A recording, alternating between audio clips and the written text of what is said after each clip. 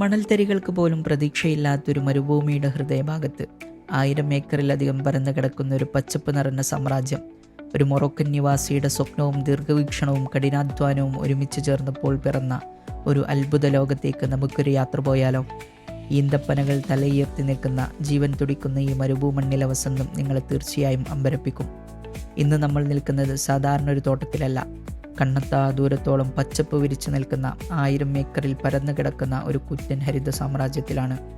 ഒരു മൊറോക്കൻ വംശജന്റെ സൗദിയിലെ രാപ്പകൽ കഷ്ടപ്പാടിൽ ഉദയം കൊണ്ട ഈന്തപ്പനകളുടെ പർദീസയിലാണ്. മരുഭൂമണ്ണിൽ ഇങ്ങനെ ഒരു അത്ഭുതം. 1000 ഏക്കർ എന്ന് പറയുമ്പോൾ നമുക്ക് ചിന്തിക്കാൻ പോലും കഴിയില്ല. ഇവിടുത്തെ ഓരോ മണൽത്തരിയിലും അധ്വാനത്തിൻ്റെ കഥയുണ്ട്. ആയിരക്കണക്കിന് ഈന്തപ്പനകളാണ് ഇവിടെ തല ഉയർത്തി നിൽക്കുന്നത്. ഈന്തപ്പനത്തടികൾ ഓരോന്നും പ്രകൃതി ഒരുക്കിയ ശില്പം പോലെ ഒത്തിരി മനോഹരമാണ്.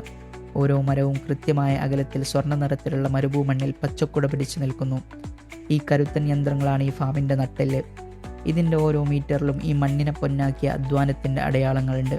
മൊറോക്കൻ കർഷകരുടെ ആസൂത്രണ മികവ് ഈ ജലസേചന രീതിയിൽ നമുക്ക് കാണാം. ഈ പൈപ്പിലൂടെ ഒഴുകുന്ന വെള്ളമാണ് ഈ ഹരിതഭൂമിയുടെ ജീവൻ്റെ തുടിപ്പിനെ നിലനിർത്തുന്നത്. മണൽക്കുന്നുകളിൽ കൃഷി ചെയ്യുന്ന ഈ രീതി ശരിക്കും അത്ഭുതമാണ്. കൃഷി മാത്രമല്ല, വിശാലമായ സ്ഥലത്ത് ആട് വളർത്തലും സജീവമാണ്. സ്വതന്ത്രമായി മേഞ്ഞു നടക്കുന്ന ആടുകൾ എപ്പോഴും ഫാമിന് പ്രത്യേക ഭംഗി സമ്മാനിക്കുന്നുണ്ട്. 1000 ഏക്കർ, ആയിരക്കണക്കിന് ഈന്തപ്പനകൾ, ഇതിനെയെല്ലാം വെറുമൊരു കൃഷിയിടം എന്ന് എങ്ങനെയാണ് വിളിക്കാൻ സാധിക്കുക?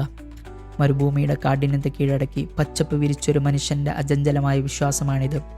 ഈ പച്ചപ്പെന്നെ പഠിപ്പിക്കുന്നത് മനസ്സ് വച്ചാൽ ഏതൊരു വരണ്ട ഭൂമിയിലും നമുക്ക് വസന്തം തീർക്കാം എന്നുള്ളതാണ്. ഒരു മൊറോക്കോ നിവാസിയുടെ കഠിനാധ്വാനം ഈ മണൽക്കാടുകളിൽ തീർത്ത വിസ്മയം കാണുമ്പോൾ അധ്വാനത്തിന് ഭാഷയോ അതിർത്തിയോ ഇല്ലെന്ന് നാം തിരിച്ചറിയും. പ്രകൃതിയും മനുഷ്യനും ഒന്നാകുന്ന ഇത്തരം മനോഹര ദൃശ്യങ്ങൾ ഇനിയും നമുക്ക് കാണാം. വീഡിയോ ഇഷ്ടപ്പെട്ടെങ്കിൽ ഈ വിസ്മയത്തെപ്പറ്റി അഭിപ്രായങ്ങൾ അറിയിക്കുക. സബ്സ്ക്രൈബ് ചെയ്യാനും ഷെയർ ചെയ്യാനും മറക്കല്ലേ. മറ്റൊരു മനോഹര വഴിയിൽ മറ്റൊരു കഥയുമായി വീണ്ടും കാണാം.